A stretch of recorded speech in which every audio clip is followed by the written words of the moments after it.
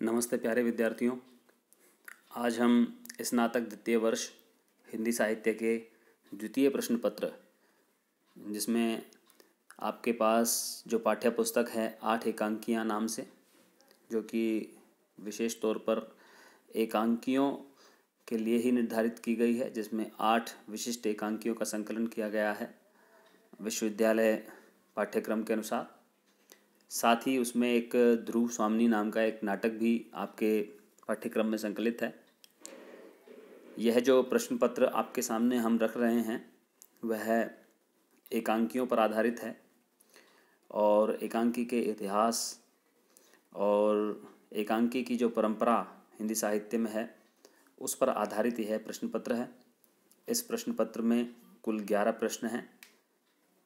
मैं आशा करता हूं कि यह प्रश्न पत्र जब आपके पास पहुंचा होगा तो आपने इसके उत्तर खोजे होंगे और इसकी एक उत्तरमाला आपने भी तैयार की होगी। लेकिन जिन विद्यार्थियों ने ऐसा काम नहीं किया है या तैयार नहीं किया है या तैयार किया भी है और मिलान करना चाहते हैं, तो हम उनके लिए इसके प्रश्न और उत्तरों पर थोड़ी चर्चा कर लेते हैं। पहला प्रश्न है, एकांकी में कितने अंक होते हैं? तो बड़ी सहज सी बात है, क्योंकि एकांकी का नाम ही एक अंक से निर्मित या एक अंक की रचना से संबंधित है, इसलिए इसमें एक ही अंक होता है। एक से अधिक या 3 से अधिक या जिसकी कोई सीमा नहीं होती वह नाटक तो हो सकता है, लेकिन एकांकी में एक ही अंक होता है। दूसरा प्रश्न है, एक घूट एकांकी के रचनाकार कौन हैं?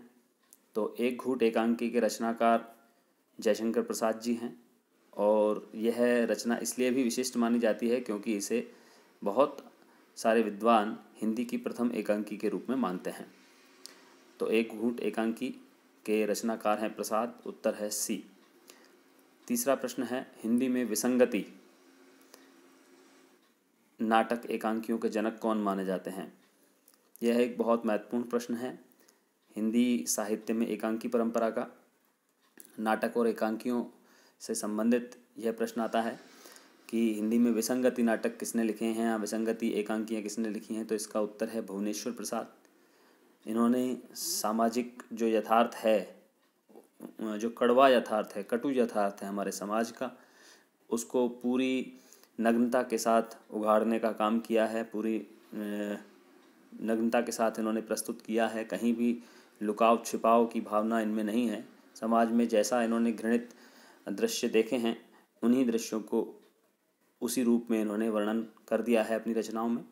इसीलिए ये एक अलग से विशिष्ट एक नाटककार या एकांकीकार माने जाते हैं भुवनेश्वर प्रसाद। इनकी एकांकियों में अगला प्रश्न है, इनकी एकांकियों में छायावादी भावुकता व प्राचीन भारतीय संस्कृति के प्रति आस्था की अभिव्यक्ति हुई है। तो यदि यहाँ प्रश्न में विकल्प होता जयशंकर प्रसाद का तो उत्तर इसका जयशंकर प्रसाद होता, लेकिन यहाँ जयशंकर प्रसाद नहीं हैं। यहाँ छायावाद के एक अन्य कवि जो कि एकांकीकार भी हैं, जिन्होंने एकांकियों को एक नया आयाम दिया है हिंदी साहित्य में, डॉक्टर राम कुमार वर्मा। डॉक्टर राम कुमार वर्मा की रचनाएं भी छायावादी भावुकता और प्राचीन भारतीय संस्कृति की आस्था से अभिसिंचित हैं। डॉक्टर राम कुमार वर्मा इसका उत्तर है। और 5वां प्रश्न है, अंडे के छिलके एकांकी के रचनाकार कौन हैं? तो आपने यह कक्षा 11 या 12 में भी पढ़ी होगी यह रचना, अंडे के छिलके। इसके रचनाकार हिंदी नाटक जगत के एक विख्यात नाटककार श्री मोहन राकेश जी हैं, जिन्होंने बहुत सारे नाटक भी लिखे हैं। 3 नाटक मुख्य रूप से उन्होंने लिखे हैं और चौथा इनका नाटक जो है पाँव तले की ज़मीन वह अपूर्ण है। अंडे के छिलके उनकी एकांकी रचना है। 6वां प्रश्न है, कारवां एकांकी संग्रह के रचनाकार कौन हैं? तो कारवां एकांकी संग्रह के रचनाकार भुवनेश्वर प्रसाद हैं, जिन्होंने ऊसर, तांबे के कीड़े जैसे एकांकियाँ भी लिखी हैं। उपेंद्र नाथ अश्क की एकांकियों की प्रमुख विशेषता बताइए। तो उपेंद्र नाथ अश्क की जो एकांकियाँ हैं वो सामाजिक कहानियों पर आधारित हैं। सामाजिक जो समस्याएं हैं या परिवार की जो समस्याएं हैं, हमारे आसपास के जीवन से जुड़ी समस्याओं को अपनी एकांकियों के केंद्र में इन्होंने रखा है। इनकी एकांकियाँ पर्दा उठाओ पर्दा गिराओ, अंधी गली, साहब को जुखाम है, लक्ष्मी का स्वागत, इस प्रकार की इनकी एकांकियाँ हैं, जिसमें इन्होंने पारिवारिक और सामाजिक जो समस्याएं हैं हमारे इर्द गिर्द, उनको विशिष्टता से व्यक्त करने का प्रयास अपनी रचनाओं में किया है। अगला प्रश्न है, 8वां, हंस पत्रिका का एकांकी नाटक विशेषांक किस वर्ष प्रकाशित हुआ? तो यह बहुत महत्वपूर्ण है। हंस पत्रिका श्री मुंशी प्रेमचंद जी निकाला करते थे और मुंशी प्रेमचंद जी से जुड़े होने के कारण हंस पत्रिका अपना एक विशिष्ट स्थान रखती है पत्रिका साहित्य में। हंस पत्रिका का नाटक एकांकी नाटक विशेषांक मई 1938 में प्रकाशित हुआ था। तब मुंशी प्रेमचंद जी की मृत्यु हो चुकी थी। मई 1938 इसका सही उत्तर है। जगदीश चंद्र माथुर की किन्हीं दो एकांकियों का नाम बताइए। तो जगदीश चंद्र माथुर जी भी हिंदी जगत में बहुत महत्वपूर्ण हैं नाटक के क्षेत्र में। यहाँ एकांकियाँ भी इनकी बहुत महत्वपूर्ण होती हैं, जिसमें भोर का तारा, ओ मेरे सपने, ये दो एकांकियाँ इनकी बहुत प्रसिद्ध हैं। भोर का तारा और ओ मेरे सपने। भोर का तारा जो एकांकी है इनकी, यह विद्यालयी पाठ्यक्रम में शायद 11वीं या 12वीं में भी चलती है, जिसमें व्यक्तिगत प्रेम पर देश प्रेम की महत्व को स्थापित किया गया है। पहला राजा, दशरथ नंदन, शारदिया, कोणार्क, ये इनके नाटक हैं जो कि पूर्व में विश्वविद्यालय के पाठ्यक्रम में संकलित थे। अभी इनका कोई नाटक बीए में नहीं चलता है। एकांकी के प्रमुख तत्वों के नाम बताइए। तो जिस तरह से कहानी और उपन्यास में तत्व होते हैं, ऐसे ही एकांकी में भी उसी प्रकार तत्व होते हैं, जिसमें कथानक, संवाद, पात्र या चरित्र चित्रण, देशकाल और वातावरण, उद्देश्य और भाषा शैली तो होती ही है, लेकिन 7वां एक अन्य तत्व भी इसमें शामिल हो जाता है और उसका नाम है रंगमंच या रंग निर्देश।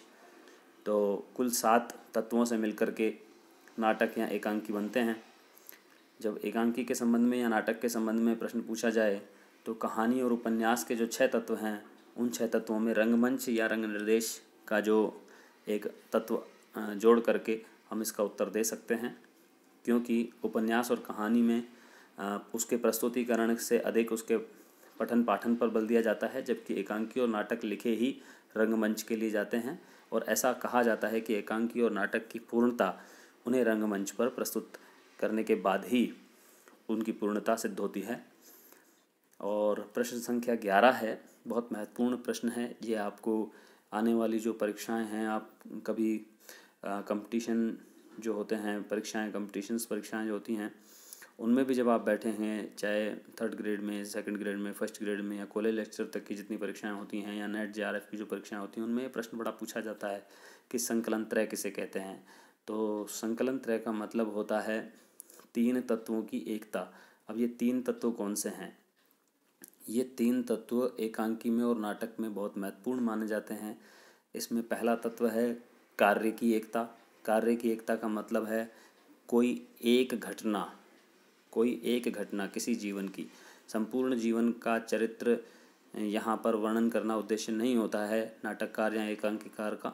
किसी एक नायक के जीवन की किसी एक महत्वपूर्ण घटना, तो यहाँ घटना की एकता भी कह दिया जाता है इसे, कार्य की एकता या घटना की एकता।